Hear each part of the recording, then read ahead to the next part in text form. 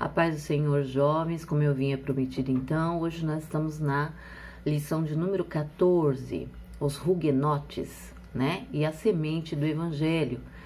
Aí vocês estão vendo aí, Salmo 127, 4 e 5, como flechas na mão de guerreiro, assim os filhos da mocidade. Feliz o homem que enche dele sua aljava, não será envergonhado quando pleitear contra os inimigos à porta. Dica de filme para vocês, Henrique o Quarto e os Huguenotes. É um filme muito bom, dá para vocês assistirem, tem no YouTube, tá?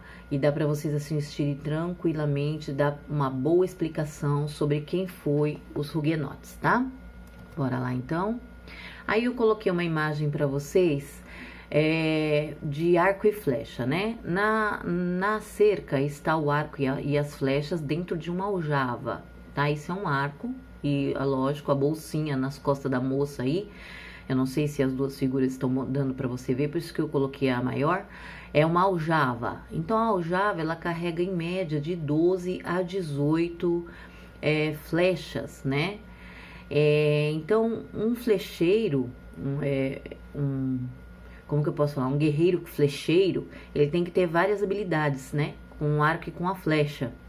Por que eu estou falando isso? Porque nós vamos falar sobre um pouquinho sobre a frase de Calvino, né? Que seria: envie-me madeira e eu mandarei flechas de volta. Essa foi a frase que João Calvino enviou às pessoas, né? Que perseguiram os huguenotes, perseguiram os cristãos que foram dispersos por vários locais e principalmente por Genebra, onde o Calvino preparou essas pessoas, né, esses protestantes no caso, preparou-os e enviou-os, né, para levar a palavra. Então por isso que ele fala esta frase. Então enviou eles, vamos supor, no grosso, na madeira e fez flecha. Então um flecheiro, as qualidades de um flecheiro, ele tem que ter uma boa visão, tá? Ele tem que, quando ele vai atacar o inimigo, ele tem que ter distância, porque quando ele lança a flecha, ele tem que esticar o arco, né, essa corda do arco, né, o fio que eles falam, para poder ter um arremesso certeiro, né? E é o que Calvino fez, né? Que Calvino deu a entender que ele foi certeiro, né? Ele lançou as flechas certeiro, ou seja, lançou, no caso, os huguenotes, né? Vamos embora lá? Aí o primeiro tópico de vocês aí é flechas. No nosso também tem flechas. Acompanha aí, nós vamos ler, tá bom? A fé protestante floresceu cedo na França, com os discípulos de Jacques Lefebvre, que pregou sua doutrina de justificação pela fé. Por conta das perseguições constantes, muitos buscaram refúgio nos países vizinhos. Destacam-se Guilherme Farel e João Calvino, que recebeu de braços abertos os protestantes franceses em Genebra, preparando-os para servirem como obreiros e enviando-os de volta à França. Então, vocês veem aí, por causa da perseguição, né? Já tinha falado para você, né? As pessoas, o protestantismo, que foi muito perseguido, muitos protestantes, eles buscaram refúgio, então, nos países vizinhos. Então, Calvino, como recebeu vários, que eu já falei, né? Ele preparou essas pessoas que chegaram até ele para servirem como obreiros, né? E enviou de volta para a França. Então, é isso aí, mande-me madeira e eu enviarei flechas, né? Foi o que ele está falando aí, nessa frase aí. Então, isso já vem por que ele falou essa frase, tá? Bora lá.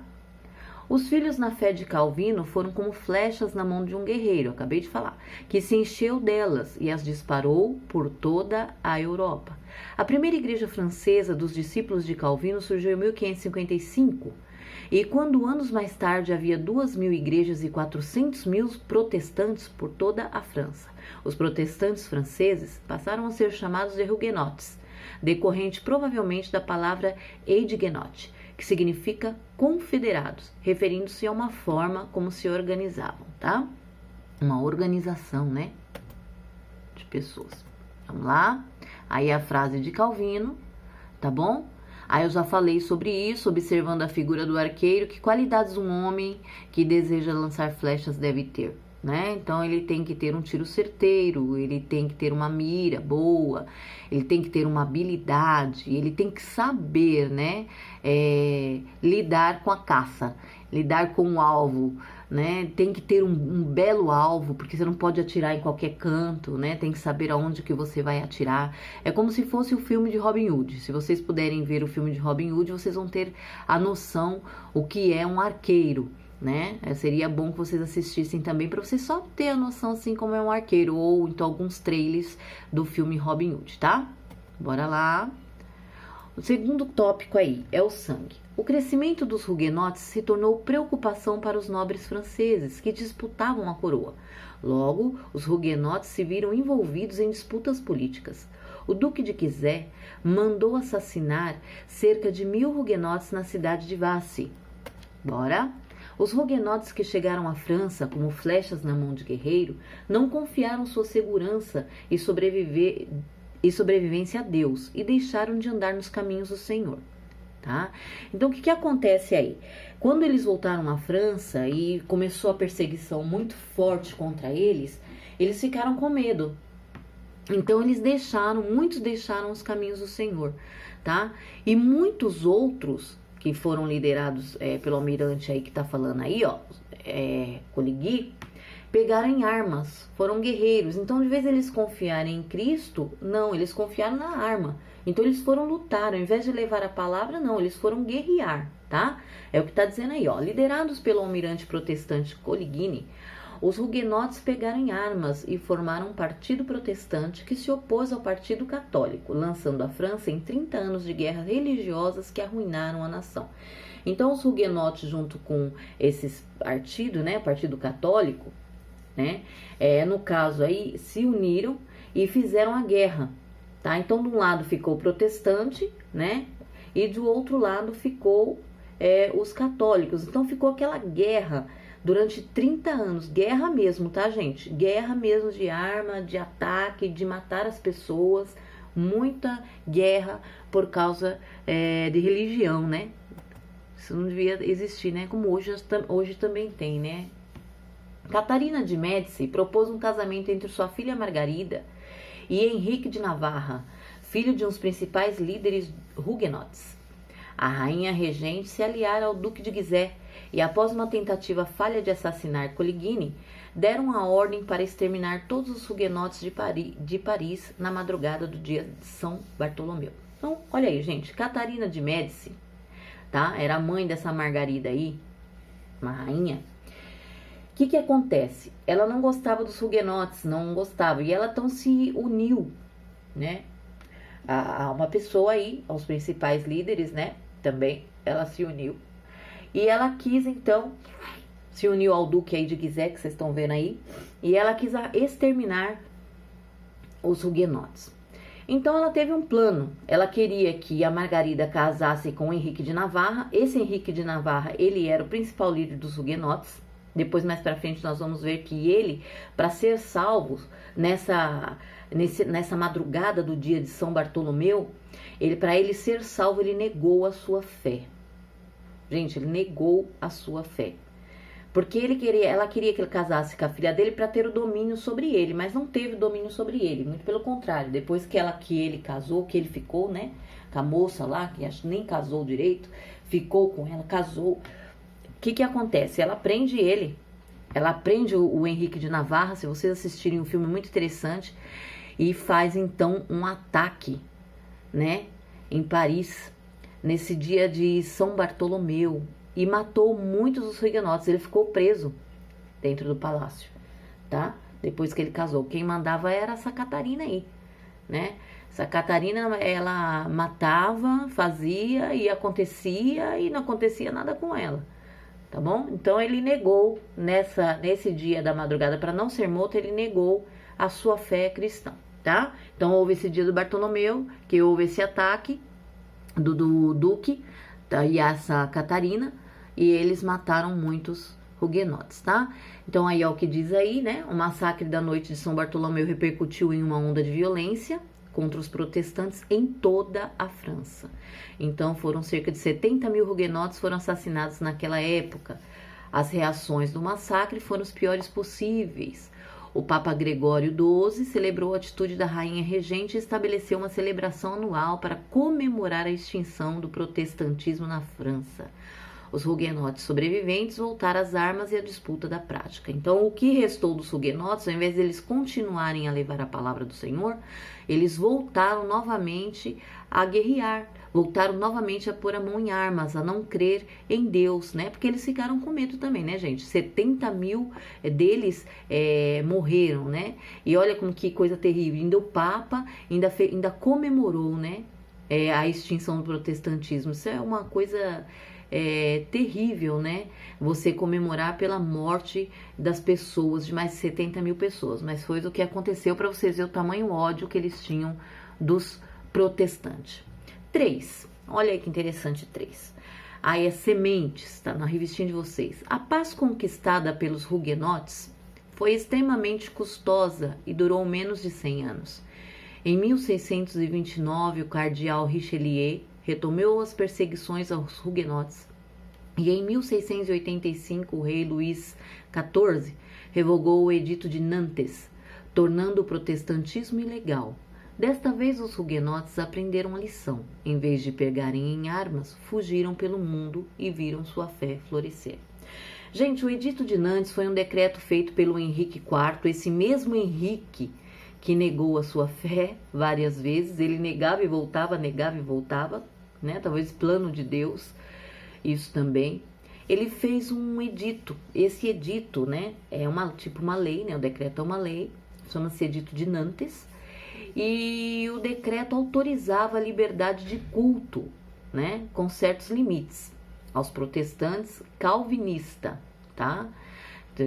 No caso, os huguenotes, gente, eles eram protestantes calvinistas. Por quê? Porque eles eram alunos, né, discípulos de Calvino, tá? Esse edito colocou, então, fim às guerras religiosas na França, que assolaram o país no século aí 16, tá? Então, o que aconteceu? Com isso, mesmo depois, eles foram perseguidos novamente, tá bom? Pelo cardeal lá, Richelieu, tá? Aí os huguenotes não queriam mais entrar em guerra, eles estavam cansados já de tanta gente morrer. Então, eles fugiram pelo mundo todo, tá? E viram sua fé florescer. Então, eles pregavam o evangelho e eles morriam, sim, por amor a Cristo, pelo evangelho. Eles se conscientizaram que tinham que levar Cristo a todas as nações, tá bom? Aí está escrito aí no último tópico. Enquanto alguns huguenotes decidiram se defender com suas próprias forças, outros fugiram da França por causa da perseguição.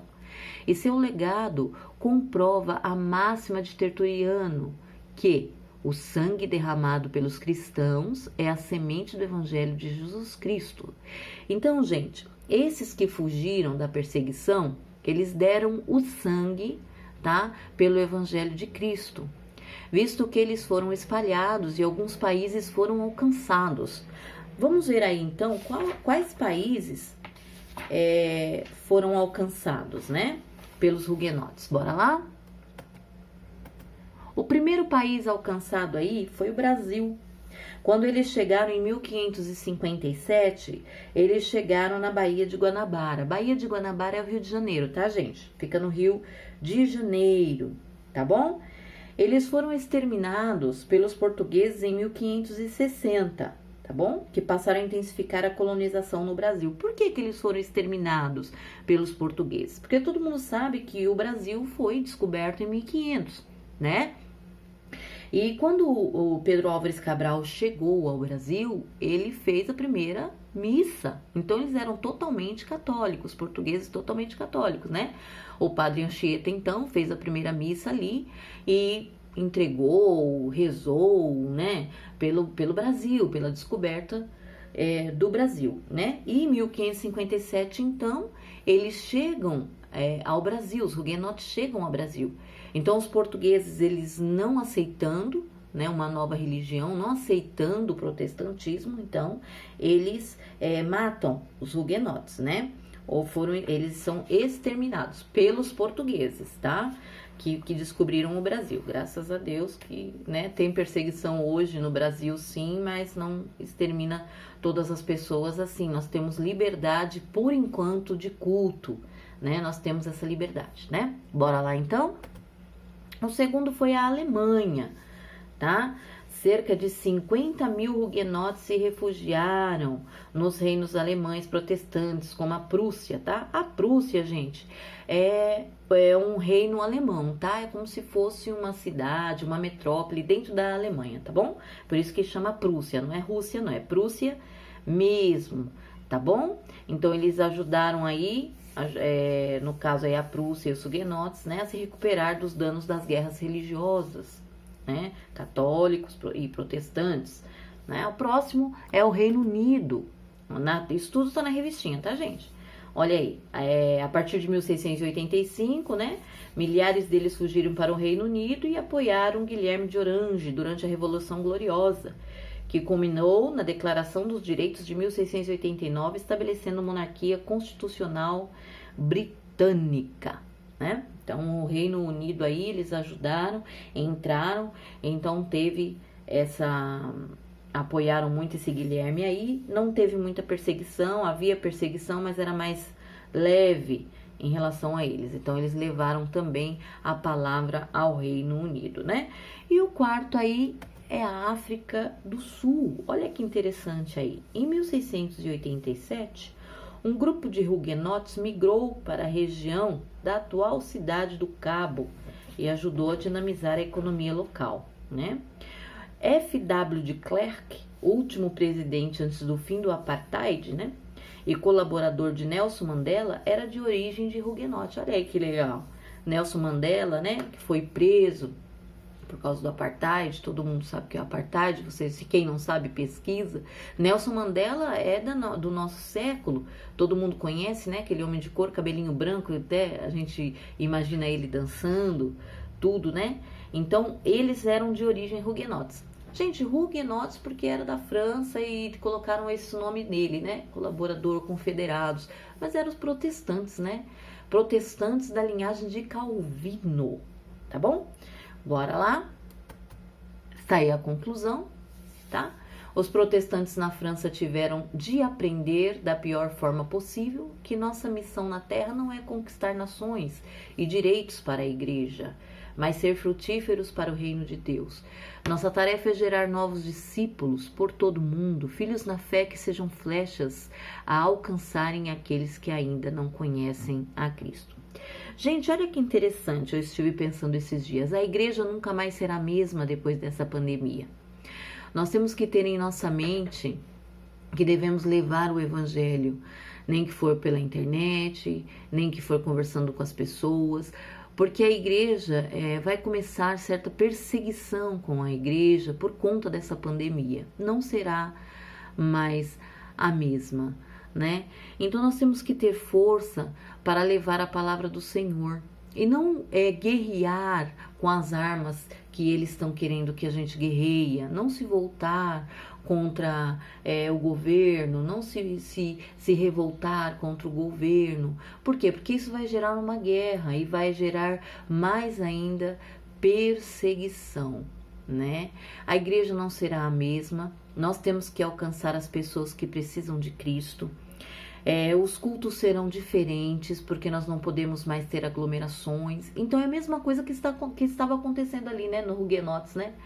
Eles pegaram armas para lutar com suas próprias armas contra o governo. É o que está acontecendo. Tem muitas igrejas aí, denominações grandes, que querem lutar contra o governo, né? Eles querem atacar o governo de qualquer forma. Por quê? Porque muitas igrejas grandes estão sofrendo com verbas, para arrecadar verbas para pagar as suas contas, né? São igrejas muito grandes. Então eles querem fazer qualquer coisa. Visto que aí um certo pastor, nós vamos falar, está vendendo feijãozinho que cura corona. Então o governo já entrou em ação contra isso, que isso não existe. Então, para vocês verem o desespero que está acontecendo nas pessoas. Se nós seguimos mesmo a Cristo, mesmo que a igreja venha a fechar, igreja prédio, né? Muitas igrejas venham a fechar, nós temos que fazer como os apóstolos, né? Eles oravam, tinham tudo em comum dentro da nossa casa, porque a igreja somos nós. Então nós temos que buscar ao Senhor na nossa casa. Por enquanto nós vamos ter que ser assim, buscar na nossa casa. E agora entra a sua fé em ação. Você vai ter que orar, você vai ter que buscar, você vai ter que orar pela sua família, você que vai ter que fazer o seu culto no seu lar, porque a igreja somos nós. Não é assim? E eu acredito, gente, que com isso, muitas pessoas que não têm sua família cristã, que acredita em Cristo, vão se voltar ao Senhor, de ver a sua fé, de ver o seu testemunho dentro da sua casa, né? Isso, de certa forma, vai ser bom para você ganhar a sua família para Cristo. Mas eu também vejo, como um pastor falou, e eu acredito assim, que aqueles que não estão muito firmados na palavra do Senhor e não conhecem a palavra do Senhor, comem aquilo que recebe, comem qualquer coisa, entendeu? Muitos vão se desviar dos caminhos do Senhor. Mas aquele que verdadeiramente conhece a palavra do Senhor, que lê a palavra, que estuda a palavra, que conhece o Senhor verdadeiramente, dificilmente eles vão se desviar dos caminhos do Senhor, porque ele conhece e sabe verdadeiramente o que é ser igreja. Amém, queridos? Então que vocês fiquem aí com essa palavra, né, sobre os huguenotes, tá? Que vocês meditem, estudem mais sobre eles, assistam o filme Henrique IV, tá? Está no YouTube, são 2 horinhas de filme, é muito legal, vocês vão entender bastante, tá bom? Sobre isso. É ruim explicar assim sem vocês, porque eu gostaria de fazer perguntas, gostaria de estar falando com vocês pessoalmente, né?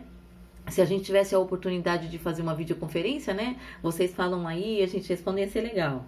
Eu vou ver como é que faz isso, vamos ver se a gente consegue.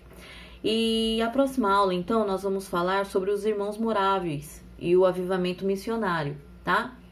Então, vocês dão uma lida aí nos irmãos moráveis, pesquisa para ver quem que são eles, tá? Que essa é uma história muito legal, tá bom? Que Deus abençoe vocês, que vocês tenham um dia, um restante de semana abençoado na presença do Senhor, que Deus possa fazer de nós como os huguenotes, mas aqueles fiéis, não aqueles covardes, né? Que nós não venhamos a negar a nossa fé, mas que venhamos estar firmados em Cristo Jesus. Amém, queridos? Que Deus abençoe a cada um de vocês. Fiquem na paz de Cristo. Um abraço a todos.